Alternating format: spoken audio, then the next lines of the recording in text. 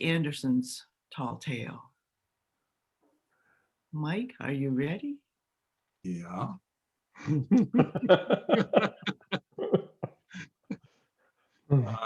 Okay, I'd like to set it up a little bit. I did want to call attention for those who were here last time. I did use extensively the list of elements that we talked about. So location, occupations, relationship, action, nouns, adage. I won't go through all the ones. I used about half of the ones we suggested. So I'll let those of you who worked with this and work in your own story, you can pick them out if you want to. For the rest of you, if you just hear something really kind of odd, it probably came off that list. I also want to suggest, remind you to going through again, listen for variety and volume and pace, variety and volume and pace, using dialogue, using pauses, alliteration, repetition, rule of threes. You're not going to see any props or costumes, but animation, and above all, believe your story. So let's see if I can convince you that I believe this myself, which I don't know if I can do that or not. Sherwood Forest is a scary place to be. You may know it for the famous story of Robin Hood, the good-hearted bandit with the dashing good looks of an Errol Flynn, but there's so much more to Sherwood Forest. Many stories of adventure and mystery, and every one of them so true. Today I want to tell you about the story of Stan. To this day, you can find Stan in Sherwood Forest, but the real adventure is how he got there. Stan, you see, was originally an Uber driver, and every day he and his Prius would be summoned by people in need of rides. Stan was proud of his work, so proud he even wore a uniform he made himself, a luxurious outfit made of shiny dark green velour. Stan's life changed the day he was texted a summons by someone in need of a ride. This was no ordinary summons. When his mobile phone buzzed, it lifted right off the seat beside him. It floated into the air and it danced. It danced around his head, determined to get his attention. It zigged, and it even zoomed. Wide-eyed, Stan plucked the phone out of the air and he read the message. And it said simply, "Stop." That's all, just stop. Stan stopped, hitting the brakes so hard the street below him growled. When Stan brought his Prius to a stop, someone, something climbed in.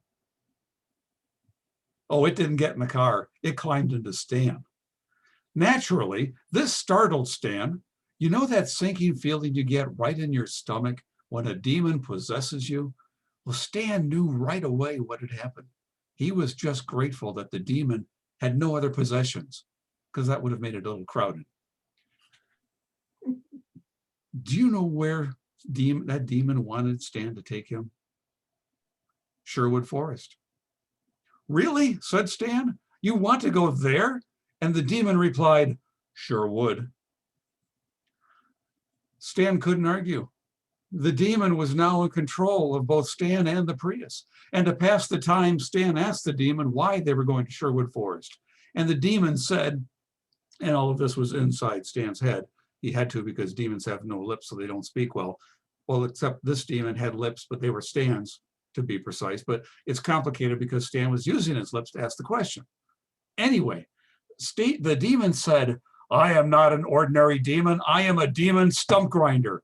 And all of my existence, I have wanted to grind the stumps of Sherwood Forest. You are going to help me do that." Well, Stan licked his lips again, a philosophically difficult maneuver since he now had demon lips, and as we've established, demons don't have lips. But Stan said nervously, "I am an Uber driver. I don't know how to be a stump grinder." And the demon laughed and laughed and laughed because demons just like to laugh for no particular reason, because really demons aren't very funny. The demon and Stan, for at this point they're inseparable, attacked Sherwood Forest. Sherwood Forest is a rich, beautiful forest, Everyone who has been there knows this. The trees are big. They are giant. If they knew just where to look, the astronauts on the International Space Station could see these trees from up in orbit. In fact, if you look at the orbit of the space station, you'll see it is not a circle, but it is rather more of an egg-shaped elliptical path. That's because they have to fly a little higher to get over Sherwood Forest. The Demon would find two of these massive trees together, and he would measure both. To measure these trees, he had to nail one end of a measuring tape to the tree, tie the other to a boomerang, and then throw it as hard as he can. And demons have pretty good arms, you know. Just look at Tom Brady. After measuring the two trees, the Demon / Stan would choose the largest one. He would cut down the tree using nothing but a machete, and then his specialty, he would use merely a scalpel to grind those stumps down to sawdust so fine the termites wouldn't even need a knife and fork. Half of Sherwood Forest seemed doomed. The Demon was relentless. It was catastrophic. It was cataclysmic. It was calamitous. Even the resident woodchucks knew that if the Demon continued, they would never find the answer to their existential question regarding lumber delivery. Naturally, Robin Hood showed up and tried to stop Demon Stan. Robin, of course, was an expert marksman with a bow and arrow. It's a well-known fact that Robin Hood could shoot an arrow at Grandma in a rocking chair and help her knit a baby blanket. Robin had a very special bow. It was made in Marion that let him sling arrows so fast, Friar Tuck was able to walk across the stream of arrows and leap upon Stan's head. Alas, it was pointless. The possessed Stan just flexed his demon muscles and shrugged Friar Tuck off. He gave Flying Tuck such a jolt that Robin flew away and the friar turned chicken and ran off squawking.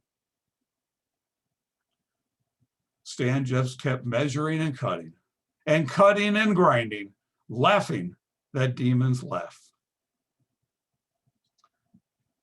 Sherwood Forest was owned, of course, by a wealthy but corrupt government official. He was the sheriff of Nottingham. The sheriff was so wealthy that on cold winter mornings, he paid people to go to the bathroom for him. You see, he was a believer in trickle-down economics. He was so rich, his servants had servants. The sheriff heard what was happening. He was outraged, for the forest represented a huge part of his fortune. He even had the floor of the forest swept regularly to make sure it didn't burn down. So the sheriff sent a park ranger to investigate. The ranger blundered upon the scene and saw the devastation, and he blustered and spluttered and even snapped, crackled, and popped. "Serial killer," he cried. Alas, he was not a courageous park ranger, and he ran and tried to hide. But the demon gave chase and caught him easily. They battled using the pole vaulting poles that happened to be lying around, but it was no contest. If there's anything our demon does better than grinding stumps, it's whacking you in the shins with a pole. And the park ranger lost the pole shebang. Deep in Sherwood Forest, there is a long bridge. Do you know what lives under bridges? Trolls. Certainly you've heard of a troll bridge.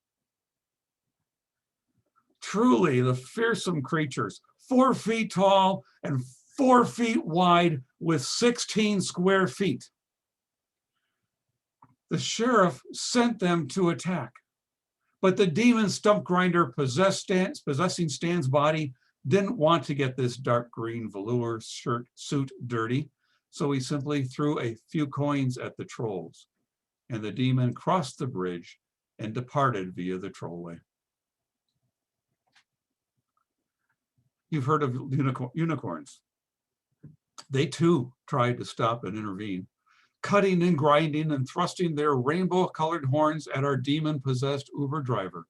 Stan, with a demon's strength, merely turned his attention to the poor creatures, measuring, cutting, and grinding.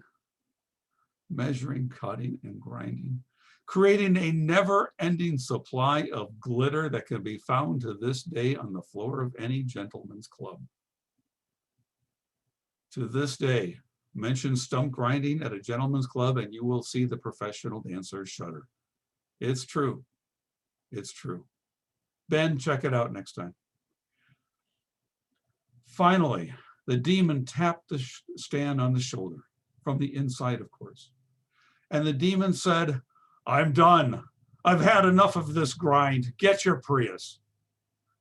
And Stan said, "Hey, Mr. Demon, I'd be happy to drive you back, but before we leave this forest, I've got to ask, why do you only cut down half the trees?"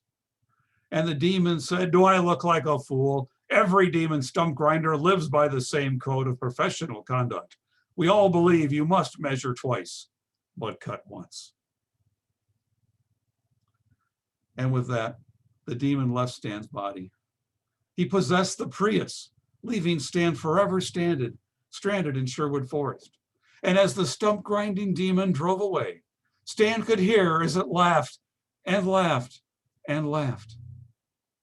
To this day, if you go to Sherwood Forest, Stan will tell you about the day he helped a demon rob from the rich while wearing velour. Sue.